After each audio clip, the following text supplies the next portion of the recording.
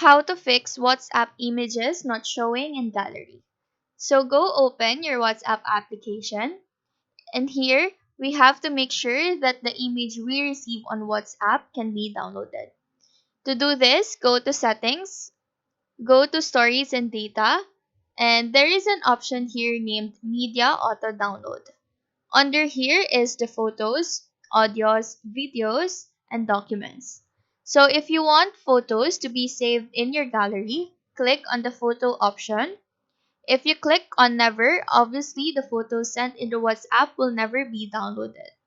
If you choose Wi-Fi, then you're connected to Wi-Fi. Once the photo is sent, then it will be downloaded. And lastly, for Wi-Fi and cellular, if you're connected to Wi-Fi and cellular data when a photo is sent to you, the photos will be saved whenever. So choose this one to be able to download whenever. And you can also do the same thing to audios, videos, and documents. After this, go back, go to chats, and there is an option here, save to camera roll. Once you turn this on, images in your WhatsApp will definitely show in your gallery. So that is how to fix WhatsApp images not showing in your gallery. Do let us know if this video helped you out, and if you have any questions, feel free to drop them down below.